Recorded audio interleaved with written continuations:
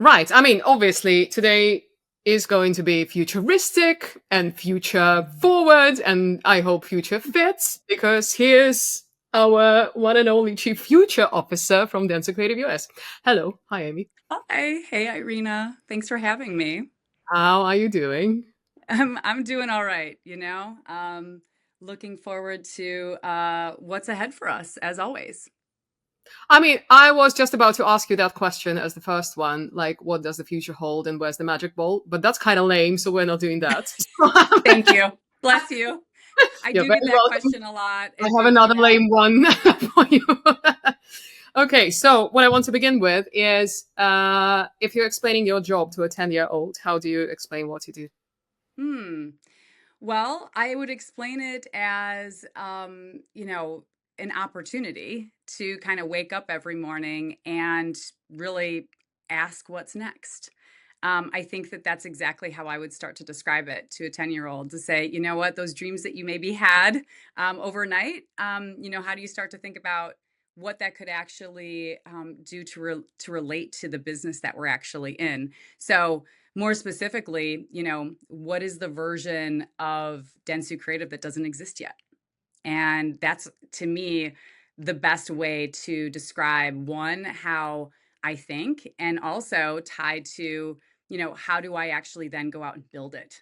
Because I'm very much a builder grower type person. I love to grow things. I grew up on a farm. So that will, yeah. So the idea of growing and seeing things flourish, but also making sure that it's not just kind of pie in the sky. We have to be very pragmatic about some of these things, of course, because there's a reality um, about how do you actually enable everything. So I think it is though that dream state of this is what it could be, and how do we actually get there deliberately. When I first heard the job title, the Chief Future Officer, I was momentarily like, intriguing, right? So here's a question. Are you a part of a wider pack? Is it becoming an industrial standard now to have a Chief Future Officer in an organization like ours, or maybe, like elsewhere as I well? think that's a really interesting question and one that I struggled a little bit with the I think the Reading weight bits? of Okay. the weight of what a chief future officer role or title really meant. And I did my homework, of course. And the truth is that there's a lot of transformation or innovation officers out there. There are very few chief future officers, actually. Alphabet has one, but there's very few. And I think that it is kind of that boldness and significance that says, this is an ambition that we want to undertake as an organization, right? So I think really I owe a lot of that to Abby Klassen. She was the one who actually was like, I actually think, yeah, she's like, I actually think this is the kind of conversation that we want to set the table with. So when we introduce the idea of a chief future officer, people are very interested, and it means so many different dimensions. It's not just transformation in one narrow set. It's quite broad, and it impacts how we think about technology decisions, how we think about talent decisions, and how we think about orchestrating our clients around this new notion of what's possible for them. So you have to be able to kind of like, run the gamut a little bit. And I think that, chief transformation officers or innovation officers feel very like point specific in Right. that realm. So yeah, I think it'll become maybe more of maybe we are setting a trend, Irene. I don't know, maybe. But I'm proud of it in terms of the opportunity that it's giving us as an organization to have different kinds of conversations. On that bit, I'm incredibly excited that we do have the chief future officer. That just sounds really cool. I'm like, okay, I work for the company with a chief future officer. Huh. Uh, together with that, like, I mean, it's a little bit concerning now that it's an immense breadth of challenge, and it's an immense breadth of complexity that we have Yeah. to deal with here. Because if you are talking about the future of an organization, you're talking about operational challenges, creative challenges, administrative challenges, right? So Yeah. where do you draw the line in shaping your role? Like, this is me, but this is probably not my piece of cake. How does that work? Yeah. Very deliberately, and with a lot of help from kind of the vantage point of, again, I said, I wake up and I say, what is the version we want to be today? Yeah, that point And being. we have to hold firm to that, right? Like the lines can easily blur in so many different directions. But I think one, prioritizing what we need to focus on first and foremost, right? And that's really been designing that horizon for what does the next 12 to 18 months actually look like. And while we might add a few more components into that, that bag of goodies, a lot of it is really focused on that operating system. How are we going to get there? The narrative, right? Against what we are actually building, that is differentiated in the market. So that's a big part of it. And then translating that emerging technology for teams. So our goal here is to not just be out there talking a talk, it's really walking a walk and making things real for our teams, because they're the ones that, kind of, really at scale, they're the ones that are actually going to bring this and make it a truth. Let's chat about the future of agencies for a second. How Yeah, do you see, because I mean, obviously, it's an elephant in the room, right? huge. What are we becoming, and how do we make ourselves future proof and future fit? So that's a Yeah. cool futuristic question. So, first of all, how do you see AI transforming the client agency relationship already in recent months and probably in the next few years as well? I'll be honest with you, and it's the clients are challenging us in new ways because of AI. Yeah. I think that now more than ever, they have the wherewithal and, some of the tools. I think that the difference in terms of, how they're approaching it is, they're looking at it from an efficiency perspective, right? Really heavily focused on more for less, more for less.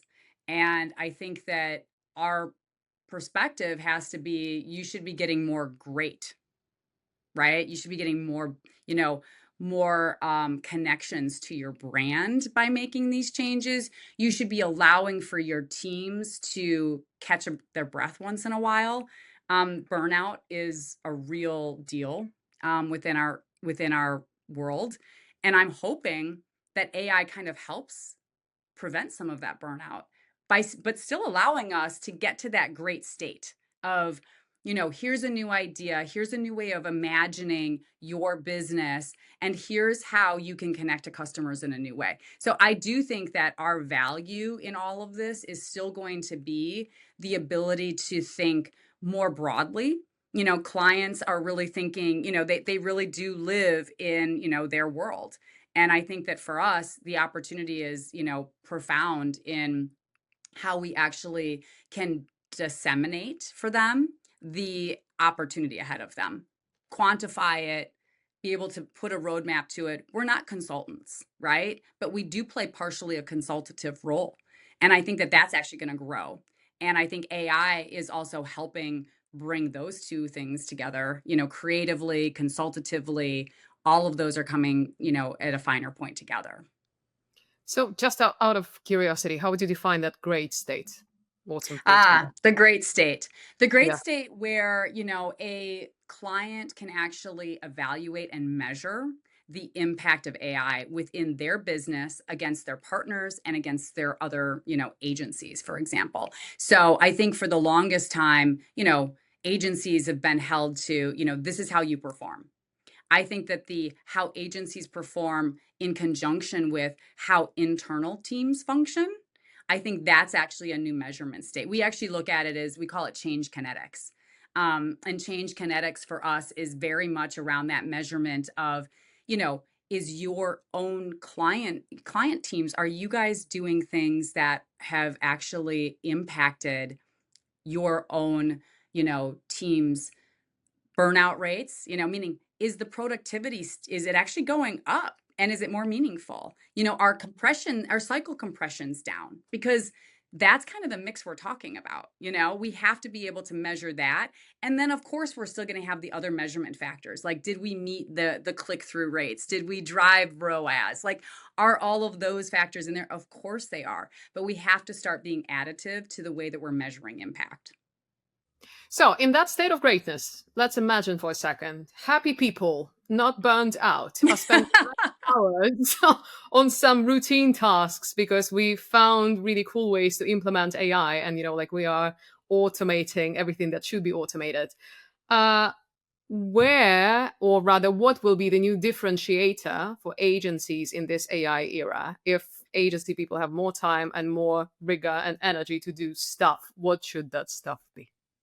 Yeah. I mean, the honest truth is that stuff should be interrogating the strategy and interrogating, our own output. I think that we're going to get more time for that. I remember, when I, used to lead a creative team, and it was, back in the day when emails were still pretty new. I know I'm aging myself a little bit, but the truth is that you could only get so much out. Right? Like, there was only so much that you could actually send. It wasn't a 24-hour cycle. And media was in a very different state at that point, right? And Okay. now, because of the demands of media, right, and the consumption of the consumers, it's a 24/7. That doesn't mean that we're delivering, the kind of impact 24/7 that we would like to be. And that's because the compression of cycles, AI is allowing us to get some of that back, because what we like to say is, we always want to and aspire for the point of creation and the point of activation to be at the same time, right? It's not about laggard inputs to the creative team and then, pushing it back out to the media teams. It's really about a synchronization of those two things. That's what AI is going to allow us to do, which would then in turn give us more time to, if we need to, actually throw something out that isn't worth seeing the daylight. I mean, that's the truth of it. And Hmm. coming up with new stretches, because it's not just about the big idea anymore. A single big idea is a misnomer, right? Like, we used to go in and say, you know what, this pitch, we're going to win it because this idea is Yeah. so perfect. It's yes and.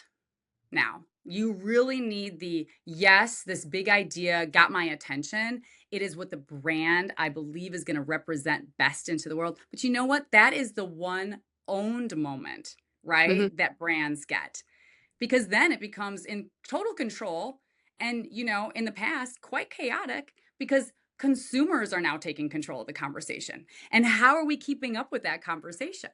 So the narrative and the way that we bring all of this together has to be re-engineered. It's the way that we think through new story systems that will allow us to actually, again, interrogate not just the big idea, but the next, iteration of that idea that a consumer has now added to.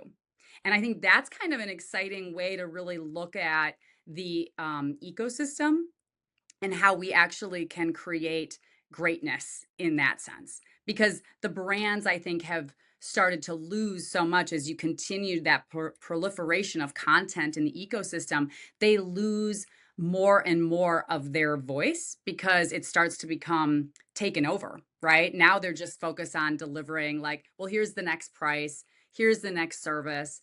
But it's really got to tie back to that, brand story, that brand narrative, so that you can tell the difference between, one consumer packaged good versus another. And that's really important for us to get. To break the vicious circle of never-ending content loops. Yeah, exactly. I mean, it has been a loop. And I think that, until now, we just haven't had the mechanism, right? Mhm. We haven't had the mechanism from a technology perspective to bring those points together. You wrote an article. Uh, Oh no. yeah, I mean, we have Yeah. eyes everywhere. You did write an article for Ad Age about the state of marketing and advertising in 2030. Yeah. You started it by saying that the pitch to campaign model is going to be gone by 2030. Do you already see the signs, or why do you think that's irreversible? Yeah, no, I mean, I think the signs are definitely already there. I think clients are there's fewer opportunities, meaning, RFPs that are coming in the door that are just for like a big momentous concept, right? I actually think that the point on that though was to really say, in 2030 those are just going to completely be gone, and what's gonna be replaced by that is a required state of, how the brand is more fluid in its narrative form. Interesting. And do you have any examples around how that could tangibly look inside a brand? If we are talking about this marketing narratives that are forming a living system rather than a Yeah, market. Yeah. yeah. I mean, I think, Adobe's a great example for us. They Hmm. are a client on the AR side. We're also a very much a strategic client or partner with them, rather. Yep. And that partnership, allows us, a real natural evolution because we're using their technology, which frankly, is a huge win in that whole narrative system application because it's actually infusing that layer of agentic workflow along with that AI co-creation tool set within, say, Firefly, for example, so that we can actually be that reactive system. The catalyzing idea often comes from the brand teams at Adobe. Okay. And that's a very common theme, right? That they're actually the ones who are creating that one core catalyzing idea. Our job then is to take that and have it represented so that an individual who is receiving a big push on a new function for Photoshop, for example, has a great understanding of how they can make it real through that brand moment.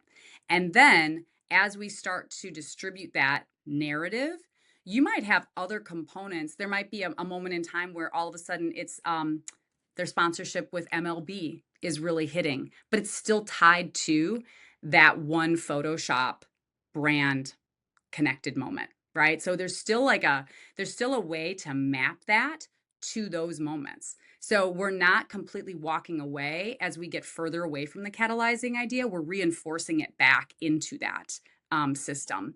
And so what we're doing is we're devising all of our content around how do we react and respond and how do we have that set so that we can be dynamic in market in real time. And so that's how we're working through, the Adobe side of it. But again, there could be 10 different briefs that come in tied to one particular audience, one particular individual, and we have to make them see the brand through the ultimate goal of how can we get them engaged in this new feature or function. So what you're describing is a beautiful ecosystem of moving parts, smartly activated. I don't know, you press one button and then you realize there's an entire world of whatever Adobe's Mhm. creative journeys at your Yes. feet. And there's a back end to that, building that. So I just Mhm. wanted to quite pragmatically ask you about the world that we see right now where Yeah. creative and media converge, because you can have, a beautiful creative idea or multiple ideas, but then you need to activate it. You need the media force to actually bring it to Yeah. life. So Mhm. who owns this brand narrative building exercise? Yeah. Well, I mean, honestly, I'm very excited about the opportunity for those two worlds to not be separated in the Nicely very near applied. future. That media and creative are Yeah. always briefed together, and that's really what the technology is now enabling, right? So getting audience intelligence from one place, right? Dentsu Connect, right? Let's talk about that. Dentsu.connect is a great way for us to think about all of the entry points for us to start strategizing, not just as a creative team and not just as a media team, but really how we're strategizing as a team to deliver against a particular client. So, Dentsu.connect, having audiences as that connective tissue allows us then to also come to the table and brief together in a new way. We just had a recent conversation, with one of our clients, and they said, what are one of the biggest pain points? And he said, well, you keep us way too far downstream from your media teams. In that case, we're not the media buying, right? Ooh But we la are the la. creative Okay. AOR. So Yeah. we said, you know what? You're keeping us in the dark. And so you're asking for a big change and shift in terms of the output or the outcome, but you're not actually allowing us to come and actually have any kind of seat at the table when it comes to driving and pushing on the media. In any case, you make each other better. You make each other better, and it's not about, who's the steak and who's the server. You know what I mean? It's Media is always going to be the maitre d', right? They're going to be putting the creative and the content in the right hands and the right in front of the right eyeballs. But the truth is that, if it's a if it's a great idea, it's a great idea. It doesn't have to be it's a media idea or a creative idea. Those two things do not have to be exclusive. I think that a lot of great ideas from media inspire new great ideas from creative. And I think creative asking the questions that we do that sometimes, become pragmatic about, the interpretation that a customer is going to have on the creative messaging, right? That's a good push to media. And it gets them to say, well, maybe let me think about that activation a little bit differently. So I think that when we play together, that's when, again, going back to your question earlier, just about, how do we define great? I think that's a new level of greatness and, an achievement for us to be, mindful of. Yeah, yeah. Total convergence, but with clear identities of media craft and creative craft, Yeah. from your conversation with clients that I feel like are super cool and wonderful and sometimes surprising. What are the most exciting new behaviors and or trends that you're seeing from consumers right now? I think that what they're really talking about is the provocation of, my consumers. I know that they expect more from us. I think Hmm. for a minute there was a oh no, we're not hearing that. We Oh, know okay. it might be true, but we're not really listening.